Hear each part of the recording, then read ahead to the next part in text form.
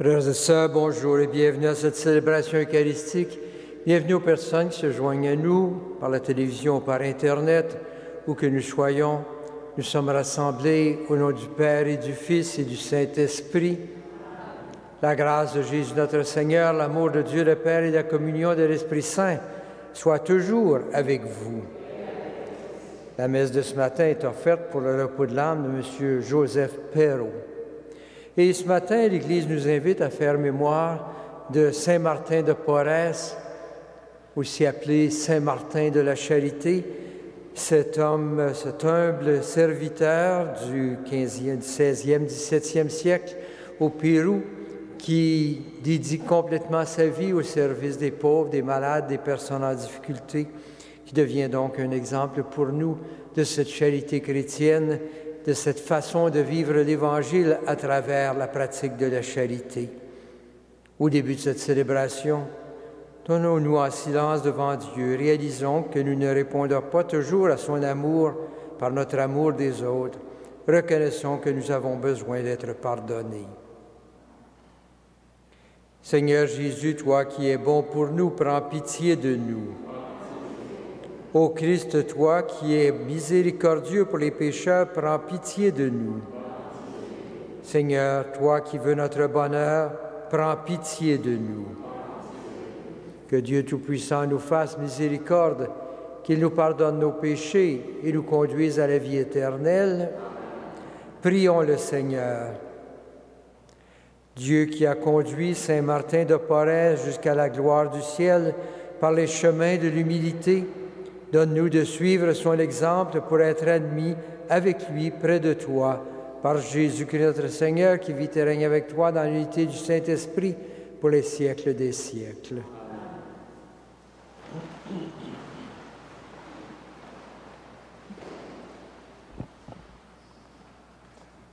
De la lettre de saint Paul apôtre aux Romains. Frères, c'est la vérité que je dis dans le Christ, je ne mens pas. Ma conscience m'en rend témoignage dans l'Esprit Saint. J'ai dans le cœur une grande tristesse, une douleur incessante. Moi-même, pour les Juifs, mes frères de race, je souhaiterais être anathème, séparé du Christ. Ils sont en effet israélites. Ils ont l'adoption, la gloire, les alliances, la législation, le culte, les promesses de Dieu. Ils ont les patriarches, et c'est de leur race que le Christ est né, lui qui était au-dessus de tout. Dieu béni pour les siècles. Amen. Parole du Seigneur.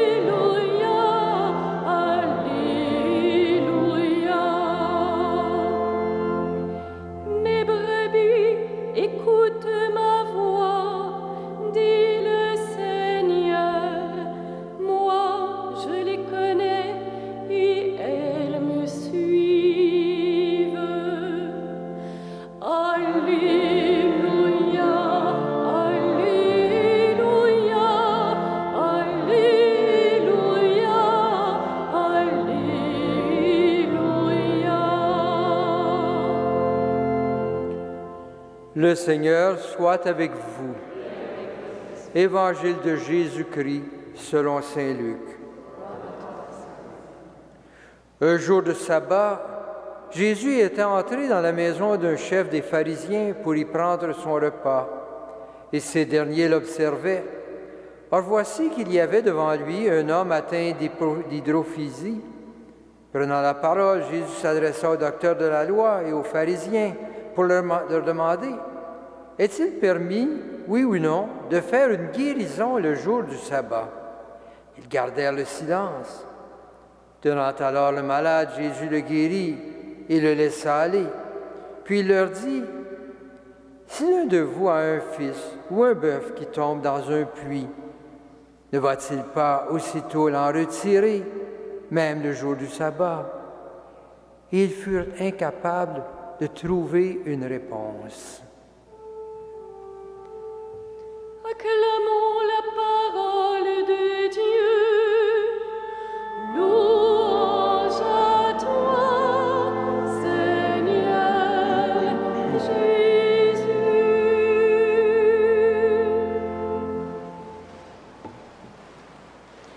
Frères et sœurs, dans l'histoire d'Israël, le sabbat, au début, semble se développer vraiment comme une mesure humanitaire, dans un contexte où on faisait travailler nos serviteurs comme des esclaves, 16 jours semaine, 100 jours de repos. Le sabbat devenait une mesure, comme pour dire aux propriétaires: écoutez, tout le monde a le droit à une journée de repos par semaine. Donc, une mesure pour rendre la vie plus vivable. La règle demandant que tous aient une journée de repos chaque semaine. Et dans la réflexion qui se fait à partir de cette mesure humanitaire, rapidement, il y a une nouvelle dimension qui se développe. Ce jour de repos est aussi un jour consacré au Seigneur. Donc, ce jour de repas est un jour où on peut aller à la synagogue, entendre la parole de Dieu, méditer sur la parole de Dieu, et graduellement, un jour d'adoration et de contemplation. Si, pendant 6 jours, nous travaillons, prenons un jour pour laisser le Seigneur agir, pour reconnaître que le Seigneur agit dans notre monde. Donc, un jour de contemplation de l'action de Dieu parmi nous.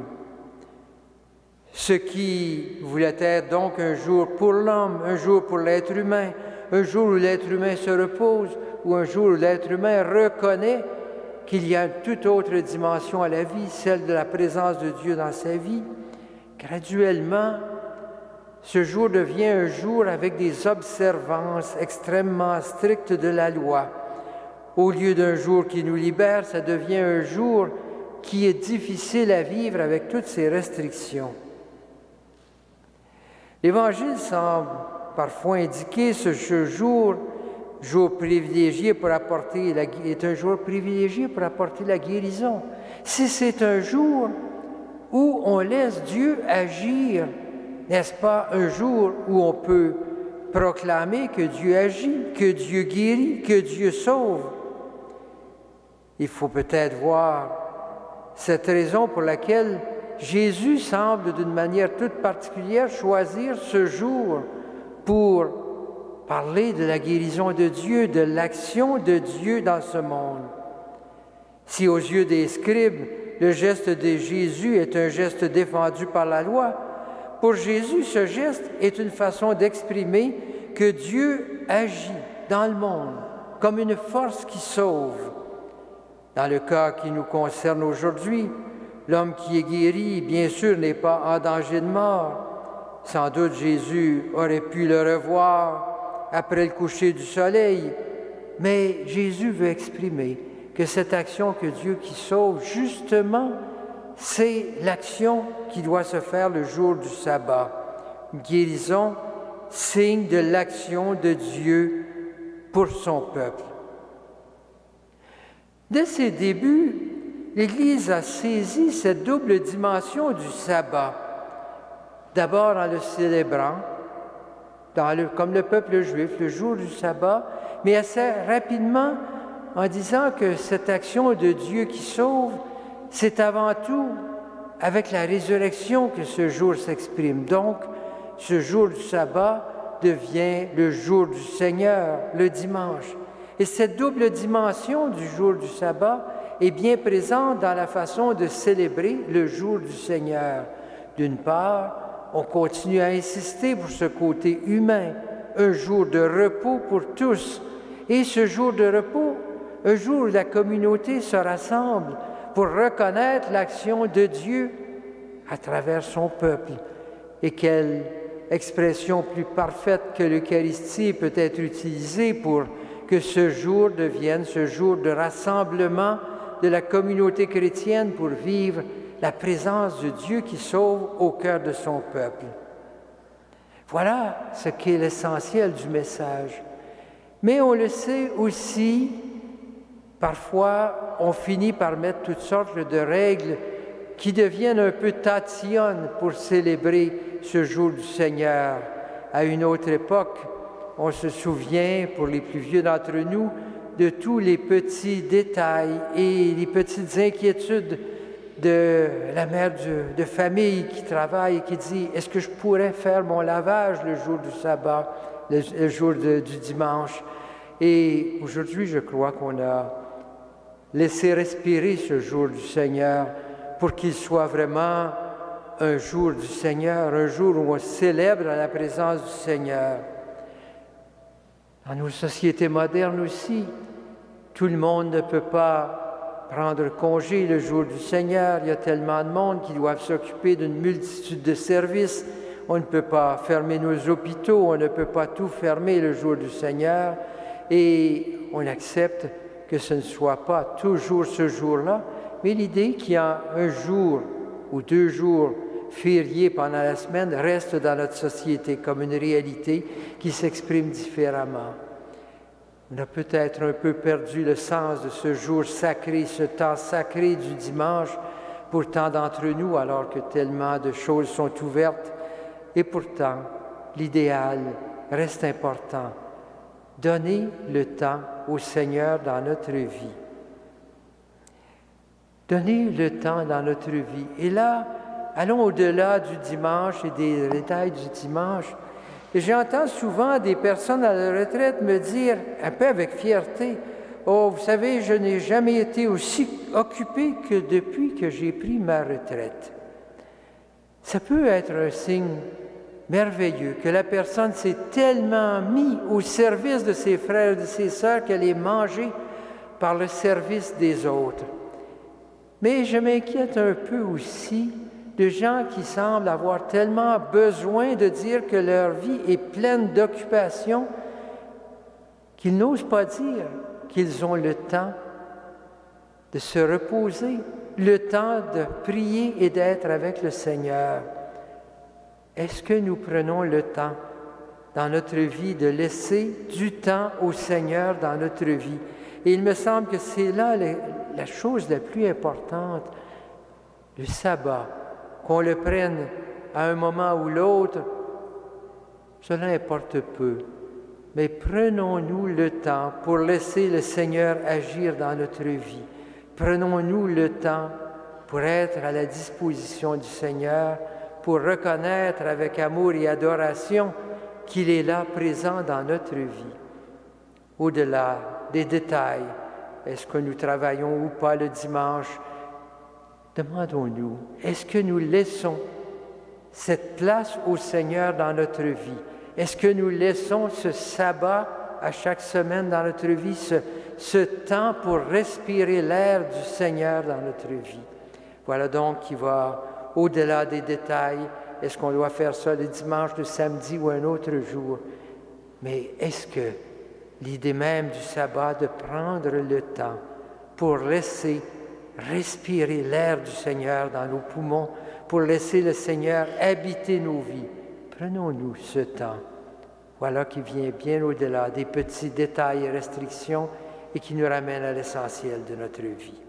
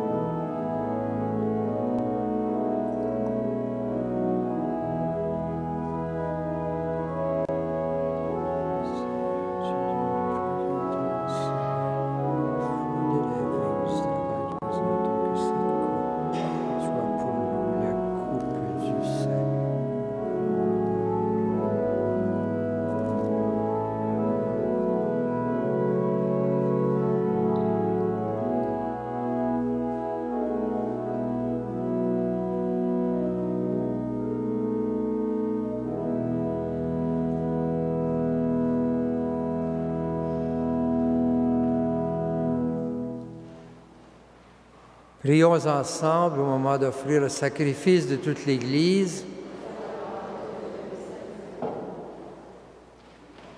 Dieu de grande bonté, en Saint Martin de Porres, tu as détruit le vieil homme pour créer un homme nouveau à ton image. Accorde-nous d'être renouvelés comme lui, afin que nous puissions te plaire en offrant ce sacrifice de pardon et de paix par Jésus le Christ, notre Seigneur.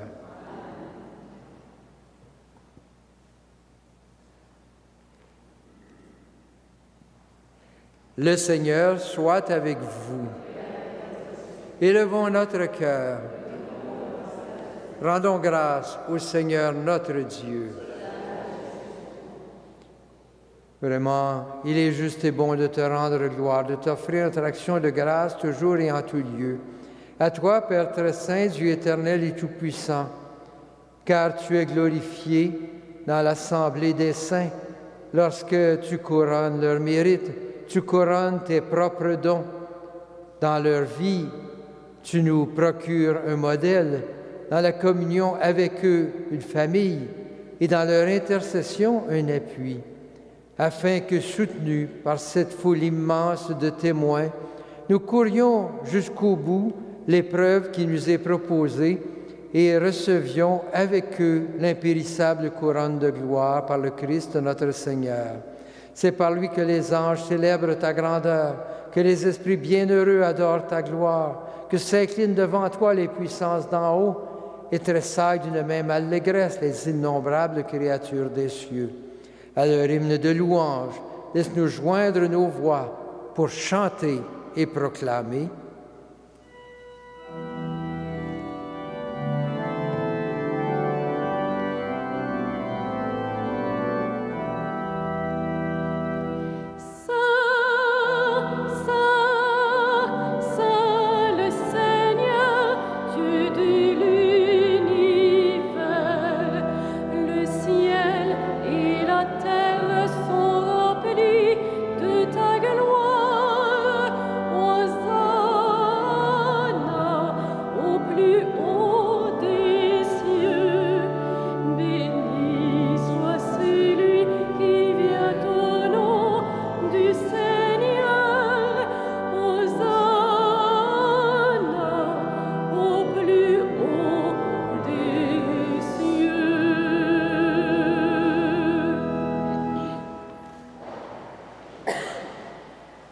Toi qui es vraiment saint, toi qui es la source de toute sainteté, Seigneur, nous te prions. Sanctifie ces offrandes en répandant sur elles ton esprit, qu'elles deviennent pour nous le corps et le sang de Jésus, le Christ notre Seigneur. Au moment d'être livré et d'entrer librement dans sa passion, il prit le pain, il rendit grâce, il le rompit et le donna à ses disciples en disant: Prenez et mangez-en tous. Ceci est mon corps livré pour vous.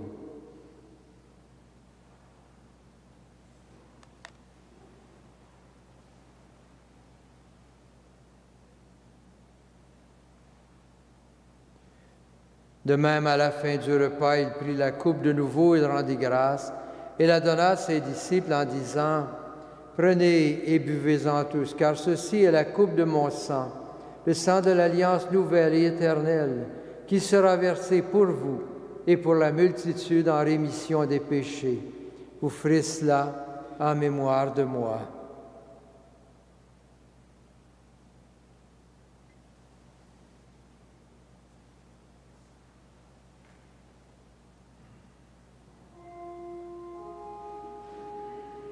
Il est grand le mystère de la foi. Nous proclamons ta mort, Seigneur Jésus. Nous célébrons ta résurrection. Nous attendons ta venue dans la gloire.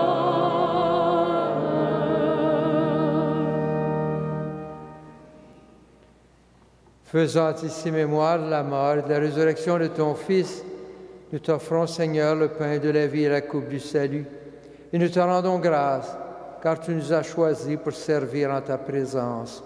Humblement, nous te demandons qu'en ayant part au corps et au sang du Christ, nous soyons rassemblés par l'Esprit Saint en un seul corps. Souviens-toi, Seigneur, de ton Église répandue à travers le monde. Fais-la grandir en ta charité avec le pape François, notre évêque Christian et ses auxiliaires, Thomas, Alain, et tous ceux qui ont la charge de ton peuple. Souviens-toi aussi de nos sœurs et de nos frères qui se sont endormis dans l'espérance de la résurrection et de toutes les personnes qui ont quitté cette vie. Reçois-les dans ta lumière auprès de toi. Sur nous tous, enfin, sur ceux et celles qui se confient à nos prières, nous implorons ta bonté. Permets qu'avec la Vierge Marie, la bienheureuse Mère de Dieu, avec Saint Joseph, son époux, avec les apôtres, avec Saint Martin de Porres, Saint Frère André, les saints de tous les temps qui ont vécu dans ton amitié, nous ayons part à la vie éternelle et que nous chantions ta louange par Jésus-Christ, ton Fils bien-aimé. Par lui, avec lui et en lui, à toi, Dieu le Père Tout-Puissant, dans l'unité du Saint-Esprit, tout honneur et toute gloire pour les siècles des siècles.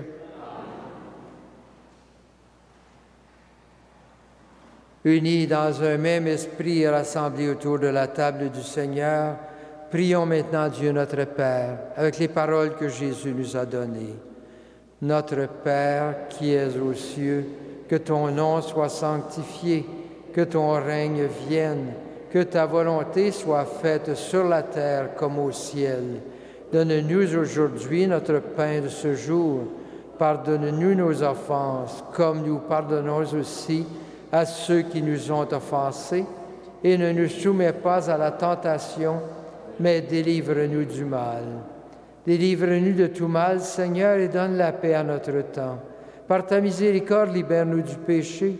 Rassure-nous devant les épreuves en cette vie où nous espérons le bonheur que tu promets et l'avènement de Jésus-Christ, notre Sauveur.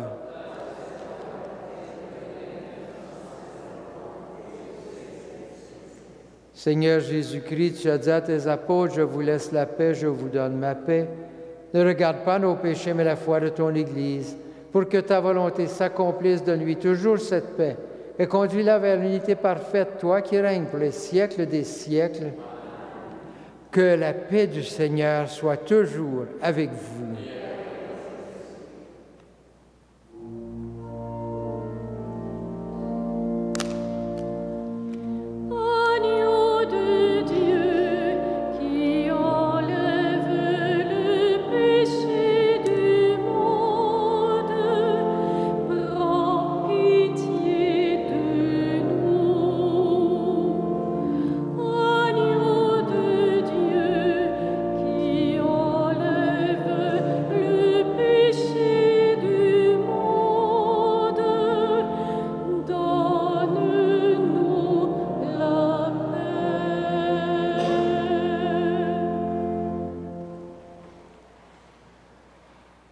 Heureux les invités au repas du Seigneur. Voici l'agneau de Dieu qui enlève le péché du monde. Seigneur, je ne suis pas digne de te recevoir, mais dis seulement une parole et je serai guéri.